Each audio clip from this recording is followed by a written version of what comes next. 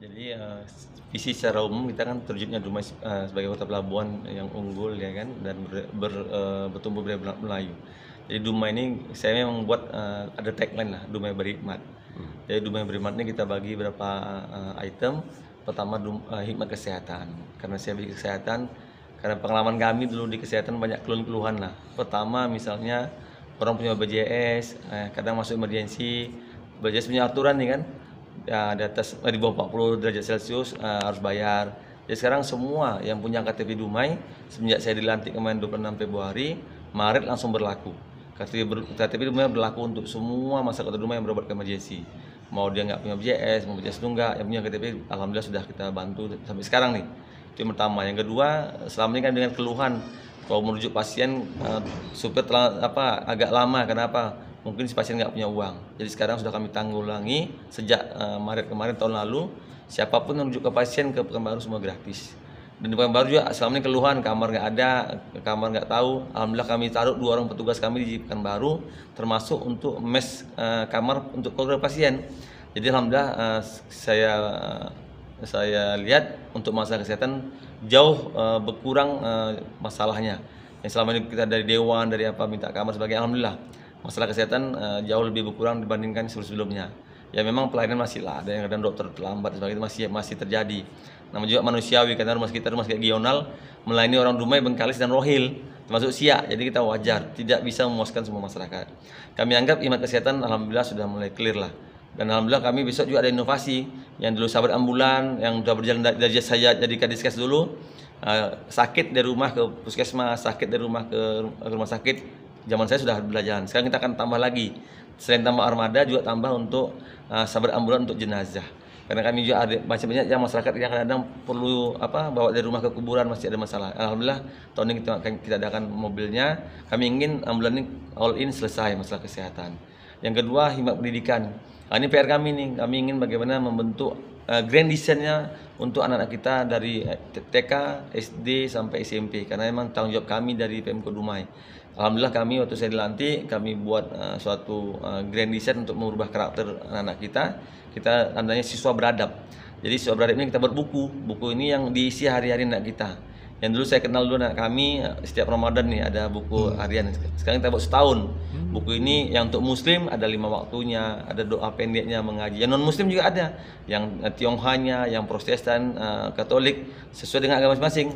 Jadi sesuai agamanya untuk mengajar anak kita di rumah dia selain belajar tugas PR-nya juga ada PR untuk agamanya. Untuk apa? Untuk mengurangi dia juga bermain handphone, juga untuk membekali anak kita. Kami ingin anak kami ini dari TK, SD dia punya karakter yang kuat dalam agama dan juga dari segi akademiknya.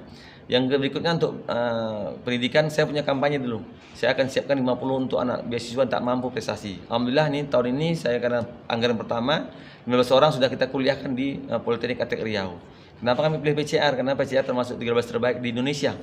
Dan saya lihat memang saya turun langsung ke lapangan, labor bagus, dosen juga berkualifikat lah, punya kompetensi yang luar biasa.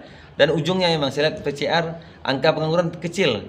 Tamatan PCR 3 bulan menganggur. Jadi saya lihat itu satu hal yang menarik saya lihat. Karena kami ingin anak tak mampu ini dia tamat bisa mendongkrak ekonomi keluarga. Ini alhamdulillah sudah berjalan. Jadi tinggal di tahun depan sudah kami anggaran 15 orang. Tinggal 2004 karena kami janji 50 orang, 2004 clear. PR kami selesai, kesehatan clear, pendidikan proses karena ini memang perlu waktu untuk membekali anak kita. Untuk masalah lainnya infrastruktur. Ini yang paling berat nih, infrastruktur. Target kami banjir. Jadi alhamdulillah kami ingin membangun satu ikon lah Dumai. Dumai belum punya ikon nih. Alhamdulillah tahun ini kami bangun Islamic Center, bantuan CSR sebagian APBD ini lagi bangun. Target Desember clear. Dan insya Allah ini akan menjadi ikon Dumai lah. Termasuk juga MPP, Mall Plan Public. Kami ingin bagaimana Dumai terkenal investasinya, perusahaan banyak. Kami ingin Mall Plan Public ini melayani semua investasi. Satu pintu semuanya. Baik untuk perizinan sebagainya, baik untuk pajaknya dan sebagainya, satu pintu. Seperti Pekanbaru, kami contoh Pekanbaru, terbaiklah Pekanbaru. Alhamdulillah Pekanbaru terbaik untuk nasional. Jadi kami alhamdulillah tidak jauh-jauh ke Jawa.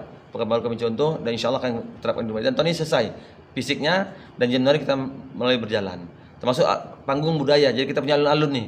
Jadi yang punya satu-satunya alun-alun terbaik ini Dumai. Untuk di Riau kita paling baik. Panggung sudah jadi, dibangun Jalan Mendiang Herul. Alhamdulillah sekarang kita bangun untuk spot centernya. Hari ini kita bangun jogging track, ada volley, ada tenis, ada basket. Alhamdulillah anak-anak kita bisa semua bermain. Termasuk taman anak-anak juga kita siapkan untuk anak-anak bermain lomba main pelusutan, banyak. Alhamdulillah kami ingin alumni menjadi ikon kami lah. Dan insya Allah nanti mulai Desember kita akan buat Car Free Day. Jadi ini karena jalan masih rusak sebelah sudah kita benahi. Kami ingin betul cantik lah. Jadi orang kemarin nyaman. Termasuk sudah ada kampung kulinernya. Kenapa kami ingin kampung kuliner? Kami ingin buat terbaik lah. Di situ udah ada dulu kuliner, cuman belum baik. Sekarang alhamdulillah sudah kita benahi. Dan target kami tahun ini clear semuanya. Kami ingin tempat sudah ada 30 kios, kami tambah lagi 10 lagi, ada 40 kios yang kami siapkan untuk orang situ yang sudah berjualan. Sehingga insya Allah PDAM kita siapkan, listrik kita siapkan. Jadi mereka nyaman untuk jualan dan nyaman juga orang untuk menikmati hidangan.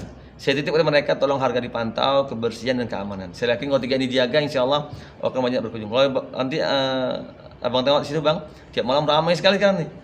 Nggak malam minggu saja, hampir tiap malam ramai. Nah, ini jadi satu daya tarik buat kami. Habis itu infrastruktur lainnya kami alhamdulillah lagi benahi jalan lah. Yang jalan yang besar kita yang dulu belum pernah diperbaiki, alhamdulillah sudah kita benahi. Tegalega, Tenaga, yang lainnya ujung-ujung juga menikmati lah uang APBD kita. Walaupun belum maksimal, tapi kami ingin uang masyarakat juga menikmati. Masyarakat pinggiran yang hari ini masih ya belum tersentuh sama sekali.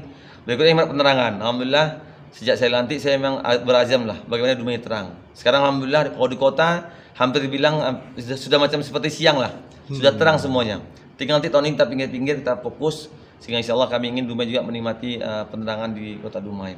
Habis itu hemat kebersihan. Ini PR berat kami juga nih, hemat kebersihan. Hari ini kami alhamdulillah telah meluncing waktu saya dilantik, saya langsung siapkan anggaran satu kelurahan dari 8-10 orang. Selain untuk dia mengambil sampah dari rumah ke rumah, juga untuk membersihkan drainasi dari rumah ke rumah. Alhamdulillah kami lihat progres baik lah. Walaupun belum maksimal, sekali lagi belum maksimal. Kenapa? Memang nggak tercover. Bayangkan 8-10 orang membawahi sekitar 500 kakak.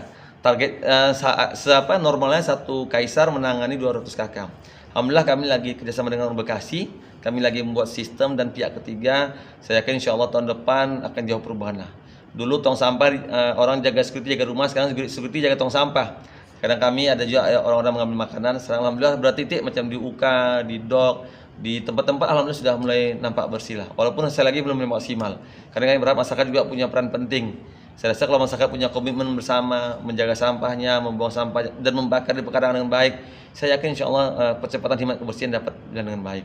Berikutnya hemat sosial. Ini PR juga berat kami. Kenapa? Kami Dumai ini termasuk angka terkecil, angka miskin ekstrem terkecil nih. Ada 1000 sekian kakak. Tahun depan kami akan anggarkan untuk pendampingan. Jadi kami buat BLT yang tidak dibantu APBN kita bantu.